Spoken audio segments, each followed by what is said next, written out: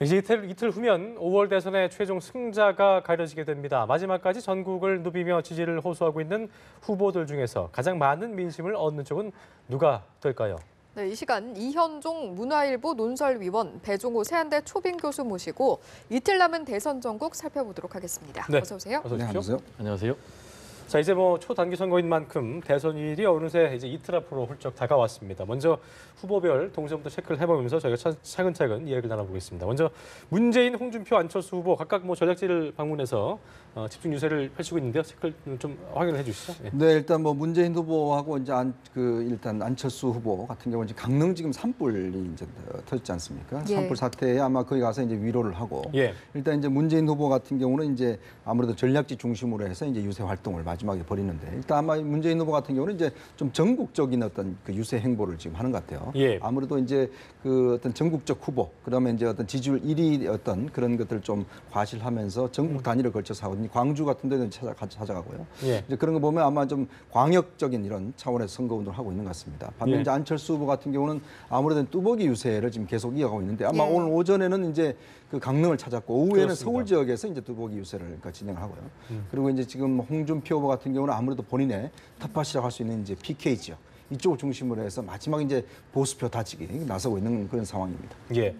일단 안철수 후보와 문재인 후보는 동선이 좀 이렇게 반대의 행보를 좀 보이고 있는데 이 부분 어떻게 좀 보고 계십니까? 네, 지금 이제 동선이 좀 반대로 되는 것은 안철수 후보가 최근에 이 뚜벅이 유세, 국민 속으로 들어가자라면서 집중적으로 TK 부산 그리고 이제 광주, 호남 지역을 굉장히 흔들어 놓기 때문에 예. 호남 지역에서는 아시는 것처럼 문재인 후보하고 안철수 후보가 아주 치열하게 붙어 있지 않습니까?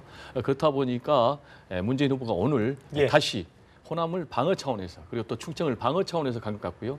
그런데 이제 기본적으로 문재인 후보는 지지층이 공고하다 보니까 산토끼 전략을 좀 추구하고 있고요. 예. 그리고 반대로 이제 홍준표 그리고 안철수 후보는 이제 집토끼 전략을 좀 추구하고 있는 그런 상황입니다. 따라서 지금 앞으로 남은 변수가 가장 큰 거는 역시 그 부동표. 1,000만 명 이상으로 예상이 되는데 이 부동표가 어디로 갈 것이냐. 예. 그리고 지금 사전 투표율이 굉장히 높게 나왔지 않습니까? 예. 지난 총선보다 2배 이상 높게 나왔는데 이런 추세라면은 대략 20년 만에 80%를 넘을 것으로 전망이 되거든요. 그럼 과연 이런 높은 투표율이 그래. 누구에게 유리할 것이냐라는 부분이 굉장히 이제 중요한 대목이고요. 또 마지막으로는 지금 보수층의 유권자들 굉장히 헤매고 있지 않습니까? 방규문에 갔다가 황교안에 갔다가 지금 이제 안철수에 갔다가 다시 지금 홍준표에게 오는 듯 하는 그런 상황까지 왔는데 과연 이분들이 안철수에게 몰아줄 것이냐 아니면 홍준표에게 몰아줄 것이냐 아니면 분열될 것이냐에 따라서 이제 굉장히 이번 대선 결과가 크게 달라질 것 같고요. 특히 이제 이번 대선은 개표 방송이 8시 반부터 시작이 됩니다. 왜냐하면 이제 이 거리선거기 때문에 8시까지 투표가 되지 않습니까? 예. 예. 그런데 대체적으로 다음날 새벽 2, 3시쯤에 한 7, 80% 개표가 돼서 그때쯤 윤곽이 나온다고 그러니까 아마 그때까지 손에 땀을 쥐고 지켜봐야 될 그런 상황이 아닌가 생각이 네. 됩니다. 그 보수층의 그 민심을 여러 갈래로 좀 분석을 해주셨는데 지금쯤이 이틀 전이니까 이제 마음을 좀 잡았을까요? 어떻게 좀 보고 계세요? 저는 이제 그렇게 안 보고요. 왜냐하면은 지금 이번에 사전 투표율이 굉장히 높았는데 그 사전 투표율 특색 중에 하나가 뭐냐면은 서고 동자 아닙니까? 호남 지역은 굉장히 높고 그리고 특히 이제 대구 지역은 제일 낮았습니다. 그러면 왜 이렇게 대구 지역은 낮았고 호남 지역은 높았냐? 예. 역시 호남 지역은 이제 10년 만에 우리가 다시 정권 교체를 할 수 있다, 집권할 수 있다 그런 기대감. 거기에다가 문재인, 안철수 두 후보가 첨예하게 붙으면서 대거 사전 투표에 참여한 그런 결과일 것 같고요. 예. 반면에 이제 대구 지역 보수 TK 유권자들은 이번에 아무래도 집권 가능성이 좀 희박하기 때문에 굉장히 사표가 많이 발생할 것 같고 거기에다가 과연 누구에게 문재인에게 아니고 그러면은 안철수냐 아니면 홍준표냐 이 두 사람 사이에서 누구를 찍어줄 것인가 나눠서 찍어줄 것인가 아니면은 안철수에게 몰아줘서 문재인을 대항마할 것인가 아니면은 과연 이번 대선에서 어떤 결과가 나올지라도 다음에 미래의 보수 재건을 위해서 홍준표에게 몰아줄 것이냐 이런 부분에 대해서 계속 아직 갈팡질팡 마음을 못 정하고 있는 그런 상황으로 분석이 그래요. 됩니다. 알겠습니다. 저희가 앞서 각 후보들의 동선을 좀 살펴봤는데요. 예. 현재 여론조사가 발표되지 않고 있지 네, 않습니까? 그렇죠. 이 기간 동안 판세 변화가 어느 정도로 나타날지도 좀 관심이 모이고 있는 것 같은데 그렇습니다. 어떻게 전망을 하십니까? 일단 이번 선거 같은 경우는 이제 아무래도 판세 변화라고 하는 것은 일단 1강 2중 지금 구도로 되고 있지 않습니까? 예. 그렇기 때문에 지금 이제 여론조사 하기 전까지, 그러니까 발표도 공표 전까지 여론조사를 보면 이제 홍준표 후보의 상승세와 그다음에 안철수 후보의 이제 조금 하강세 이제 시작됐고, 그다음에 문재인 후보가 역시 이제 박스권에 있는 이런 상황에서 출발했는데, 결국 이제 우리가 역대 선거를 보면 대충 이제 한 일주일 안에 이제 후보를 결정하는데, 특히 당일날 결정하는 분도 꽤 많아요. 한 3%에서 5% 정도의 유권자들은 당일날 이제 후보를 결정한다고 합니다. 예. 그렇다고 한다면 지금에 나타난 여론조사를 토대로 한다면 이 기간 동안도 후보를 많이 바꿀 수는 있겠죠. 왜냐하면 이제 본인이 이제 특히 이제 보수층 같은 경우는 이번에 특징적인 게 뭐냐면 인구 구성적으로 이제 50대 이상이 이번에 처음으로 1,000만을 넘어섭니다. 예. 그러니까 베이비 부머 세대들이 이번에 전격적으로 이제 50대가 높아지면서, 특히 그러면서 이제 20대와 30대의 어떤 비율 차가 굉장히 많아지거든요. 그러므로 해서 이제 5, 60대의 어떤 투표 참여, 그다음에 이들의 어떤 적극적 어디를 지향하는지, 이거에 따라서 사실은 이제 굉장히 표심이 갈라질 수 있는 가능성이 높습니다. 그렇기 때문에 지난 대선에 비해서 이번 같은 경우는 한 5, 60대가 한 300만 명 정도 이상 많아졌거든요. 그렇다고 한다면 이들의 결정이 이제 그 좌우한다. 아까 이제 배 교수님도 말씀하셨지만 예. 특히 이제 아마 보수층들, 특히 대구 경북 지역을 중심으로 해서 이분들이 정말 전략적 선택을 할 것이냐, 아니면 또 어떤 면에서 본다면 이제 보수의 어떤 가치를 두고 투표를 할 것인가, 예. 그다음에 인물을 떠나서 그냥 보수 이념을 두고 할 것인지, 뭐 이런 등등의 고민들을 아마 제가 볼 때는 투표장 가서도 마지막으로 하지 않을까라는 끝까지 생각이 고민할 듭니다. 것이다. 그렇죠. 예. 호남 민심을 아까 배 교수님께서 잠시 짚어주신 바 있는데요. 일단 두 후보의 호남 쟁탈전이 치열한 만큼, 또 그리고 아까 말씀하신 대로 어떻게 보면은 그 정권 교체 열망이 반영이 되면서 호남 지역 투표율이 상당히 높아졌었는데, 전략적 선택에 능하다, 호남 민심이 그렇다고 얘기를 해오고 있는 상황에서 어느 쪽으로, 그러니까 문과 안 쪽에 어느 쪽으로 더 기울었을지도 저희가 좀 뭐 예측을 좀 해봐야 될 필요가 있을 것 같거든요. 어떻게 좀 예상하세요? 네. 그걸 알면 이제 이미 제가 승패를 선언해야 되겠죠. 뭐 그런 게 아닙니다만. 예. 근데 이제 역대 대선을 보면은 말씀하신 대로 호남은 이제 전략적으로 몰표를 던져줬어요. 전략적으로 몰표를 던져줄 수밖에 없는 게 호남 지역은 인구가 영남에 비해서 한 절반 정도밖에 되지 않거든요. 그렇습니다. 그러니까 몰표를 던져야만이 대항해서 김대중 대통령도 만들 수 있는 이제 그런 역사적인 사례가 있는데, 지금의 경우는 다 아는 것처럼 호남에서 전략적으로 2명의 후보를 지금 밀어주고 있어요. 한편으로는 문재인 후보, 그리고 한편은 이제 안철수 후보를 밀어주는데, 현재까지 여론조사를 보면은 엎치락뒤치락 하다가 막판에 마지막 여론조사 공표까지 보면은 이제 문재인 후보가 상당히 앞서는 이제 그런 상황이거든요. 그런데 이제 지난번에 4.13 총선 때 어떤 결과가 있었냐면은 다 민주당이 우세할 것이다라는 부분이었지만은 막상 뚜껑을 여니까 비례대표, 사전투표, 정당 득표에서 국민의당이 한 44% 정도로, 그리고 민주당은 33% 정도로 10%포인트 이상 크게 이겨버렸거든요. 따라서 지금 국민의당은 이런 부분을 이제 굉장히 주목하고 있고요. 그러면 이제 과연 이번 대선에서도 특정 후보에게 몰표를 몰아줄 것이냐라는 부분과 관련해서는 굉장히 점치기 어려운데, 제가 볼 때는 젊은 층에서는 굉장히 문재인 후보가 앞서고 있고, 반면에 이제 60대, 50대 후반 이상에서는 문재인 후보에 대한 반문 정서가 분명히 존재하거든요. 그렇다고 보면은 제가 볼 때는 50대 백중세에서 제가 볼 때는 한 6대 4 정도, 이런 정도의 결과가 나오지 않을까, 이렇게 전망이 됩니다. 어쨌든 좀 한쪽으로 쏠린다기보다는 이전과는 다른 형태를 좀 보일 것이라고 쏠림 현상은 좀 없을 것 같습니다. 이현종 의원은 네. 어떻게 좀 예상하세요? 그러니까 이게 호남이 보면 참 역대 선거에서 한 90%, 89% 이렇게 항상 한쪽으로 같은 색깔이었어요. 그렇죠. 이제 같은 색깔이었는데 참 이번에 보면 이제 아마 지금 이제 그 국민의당 같은 경우는 이제 현장 민심을 들어보면 다들 이제 자기한테 쏠려 있다라고 이야기를 하고 있고, 그다음에 이제 민주당 이야기를 들어보면 민주당 쪽에서는 정권 교체에 대한 열망이 강하다. 저는 둘 다 맞다고 보거든요. 왜 그러냐면 아무래도 이제 호남 지역 같은 경우도 도시와 그다음에 농촌 이런 데 어떤 표심 자체가 상당히 좀 달라질 수가 있고, 그다음에 이번에 이제 사전 투표율이 높은 것 자체를 보면 이미 어떤 면에서 보면 좀 결심을 하셨던 분들이 꽤 많은 것 아닌가. 이미 어떤 후보에 대해서는 지지를 할 수 있는 그런 분이 많은 거 아닌가. 이런 면에서 본다라면 아까도 말씀하셨지만은 그 안철수 그다음에 이제 문재인 이 두 후보 간의 어떤 백중세, 그 속에서 이제 막판에 어떤 정권 교체에 대한 어떤 가능성을 조금 더 둔다라면 이제 문재인하고 높아진 것이고 반문 정서의 어떤 조금의 어떤 가능성을 둔다라면 이제 국민의당이 안철수 후보가 높아질 것인데 어떤 면에서 보자면 거의 어떤 큰 차이가 없는 상황으로 이제 갈 수 있는 가능성이 있다고 봅니다. 그러니까 예. 그렇기 때문에 호남의 어떤 표심 자체가 어떤 면에서 보면 큰 변수는 되지 않을 것이다. 왜냐하면 비슷비슷하게 어떤 면 나온다고 한다면. 예. 그래서 이제 이제 지금 현재 홍준표 후보 같은 경우는 호남에서 제발 10%만 좀 달라라고 이야기를 하고 있지 않습니까? 그 이유도 보면 결국 이제 호남에서 10%만 얻으면 자기가 이제 보수층들을 이제 결집을 해서 실제로 이번 선거는요. 예전에 같이 뭐 2012년 선거 같이 두 사람이 이렇게 붙으면 51% 과반수도 넘는 수가 나오는데 이렇게 다자 대결에서는 실제로 이 어떤 50% 나기가 상당히 힘듭니다. 실제로 한 35%에서 40%이 정도만 나와도 이길 수 있는 가능성이 있거든요. 그렇기 때문에 실제로 각 후보 진영에서 보면 이게 45%를 물론 목표로 하지만 최소한 40% 정도만 얻으면 당선 가능하다라는 그런 이제 계산이 나오니까 예. 아직 여러 홍준표 후보도 마찬가지고 이런 표 계산으로 인해서 실제로 본인들도 충분히 역전 가능하다는 그런 계산을 할 수가 있는 거죠. 네. 그렇군요. 이야기를 좀 이어가자면 홍준표 후보 같은 경우에 호남 상황을 두고 좋은 징조다 이런 발언을 했더라고요. 예, 네.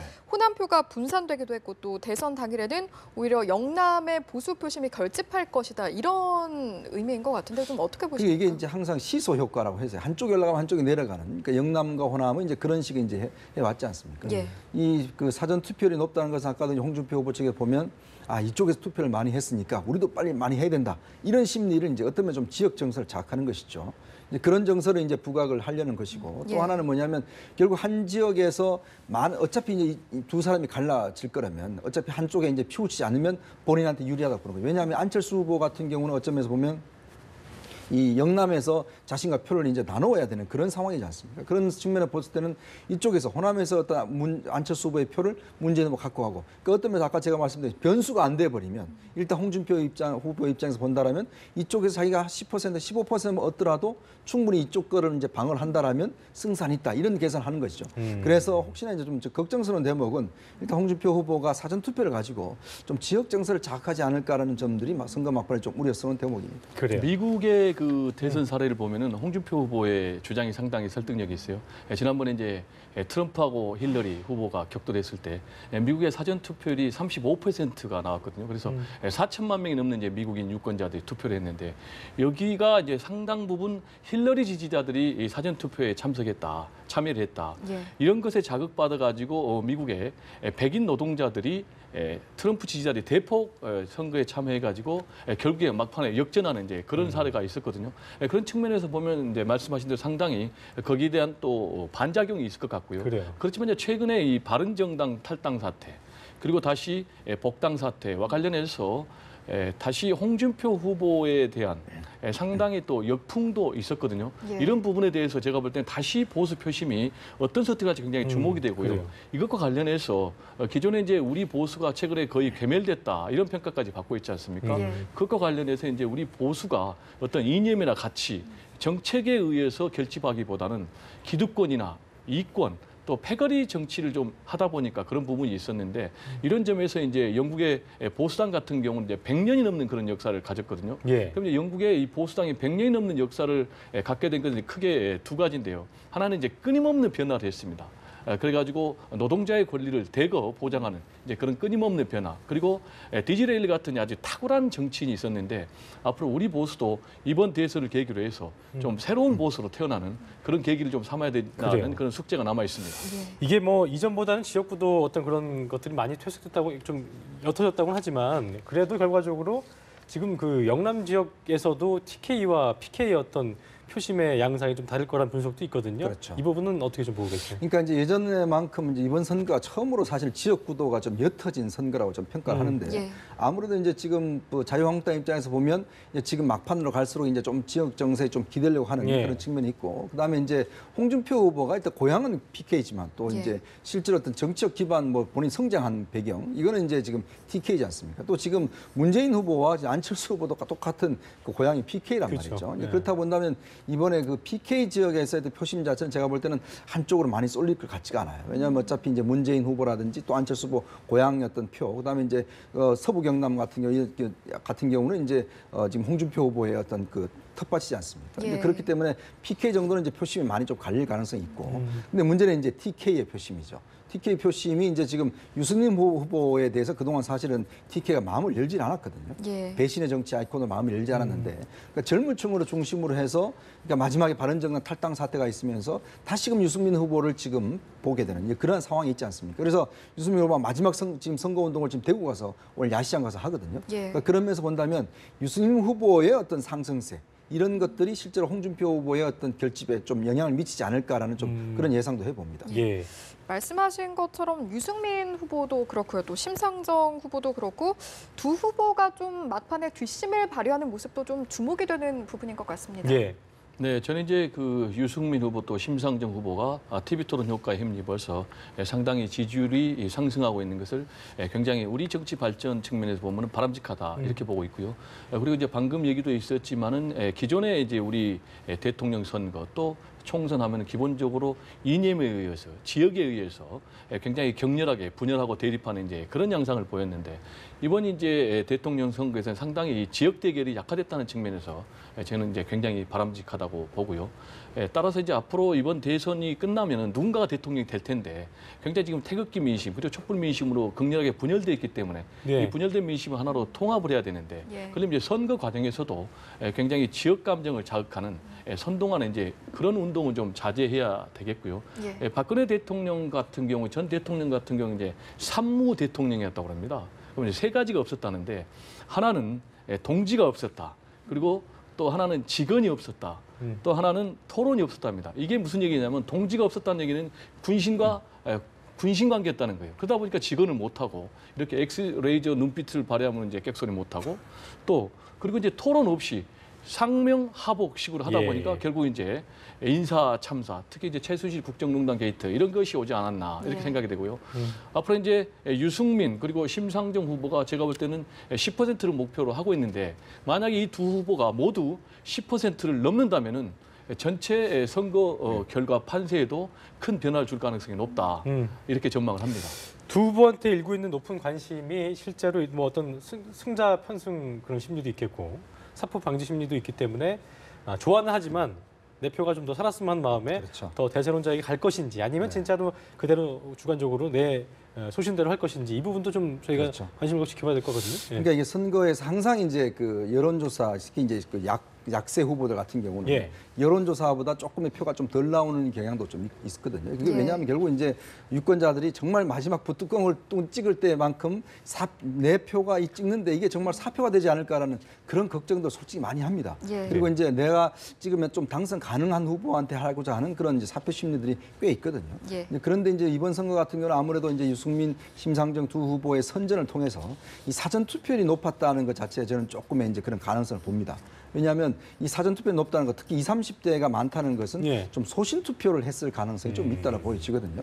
그렇기 때문에 아마 지금 뭐 이 표가 세대별로 전혀 나오지 않기 때문에 객관적으로 말씀드리기는 힘듭니다만은 예. 그냥 주변의 어떤 여러 가지 상황들을 좀 종합을 해보면 결국 유승민, 심상정 후보한테 그렇게 불리한 것도 구도는 아니지 않겠는가. 나름대로 그래도 이 뭔가 보수의 가치를 이야기하는 이제 그 유승민 후보. 그다음에 이제 정의로운 어떤 좀 진보의 어떤 여러 가지 원칙적인 문제들을 강조하는 이제 심상정 후보. 두 후보에 대해서 그래도 미래를 보고 좀 투표하는 그런 어떤 성향들이 아마 20, 30대에는 있지 않을까 해서 실제로 여론조사보다는 좀 많이 나오지 않을까라는 그런 좀 조금 조심스러운 그래요. 예측을 해봅니다. 실제적으로 저희 그 회사 기자 리포터에도 얘기를 했습니다만 당일 출구조사에서 예측하기 쉽지 않은 게 워낙 또 그 기본적으로 이전 그 사전투표에서 퍼센트 높았기 때문에 이때의 어떤 표심과 이때 그 당일 표심이 좀 다를 수도 있다 이런 분석이 있어서 이 부분도 좀 집중해봐야 될 것 같습니다. 어떻게 좀 보고 계십니까? 네, 저는 이제 그 부분에 대해서 상당히 공감한 거예요. 지금까지 이제 여론조사, 출구조사, 엑시폴에서 예. 대통령 선거에서는 출구조사가 틀린 적이 한 번도 없습니다. 기본적으로 거의 사실상의 양자 대결 구도다 보니까 이게 또 단위가 크지 않습니까? 한 번도 틀리지 않았는데 이번에 예. 이제 오자 대결 구도고 굉장히 이제 부동층이 많고 예. 그리고 이제 특히 이 TK 표심 같은 경우에는 지금 사실 좀 갈팡질팡하는 그런 상황 아닙니까? 그래서 지금 유권자들이 지금 어제도 어떻게 보면 오늘도 저에게 물어보는 사람들이 많이 있어요. 예. 그리고 제 말 한마디 이렇게 바뀌기도 하고 그런 걸로 봐서는 유권자 자신도 자신의 마음을 모를 정도로 그리고 기표소에서 정말로 막상 투표를 해야만이 그때 결정되기 때문에 제가 볼 때는 이번에 엑시폴이 상당히 어느 때보다 그 신뢰 가능성이 좀 어느 때보다 상대적으로는 좀 떨어지지 않을까. 다만 뭐 1위의 당락에는 큰 뭐 변수는 없겠지만 만약에 2, 3위가 굉장히 치열하게 붙을 경우에는 2, 3위에서도 약간의 오차가 나오지 않을까. 이런 그런 생각도 한번 해봅니다. 왜냐하면 조심스럽게. 이게 26%나 되는 사전 투표는 이 엑시포를 못했거든요. 그러니까 그렇기 때문에 이 결과 예를 들어서 어떤 특정 어떤 세대가 많이 집중해서 이때 투표를 했다라면 어떤 대표 표본성에 조금 문제가 생기고 그렇기 때문에 아마 여론조사 기관에서도 이제 여론조사를 지금 계속 매일 하고 있는 게 이제 그런 좀 오차를 줄이기 위해서 하고 있는데 이번 엑시포 같은 경우는 사전 투표가 도입된 첫 번째 엑시포이기 때문에 상당히 조금의 이 여론조사 기관도 굉장히 좀 고심을 하는 것 같습니다. 그래요. 알겠습니다. 자, 오늘 얘기는 여기서 마무리 짓겠습니다. 두 분 고맙습니다. 맞습니다.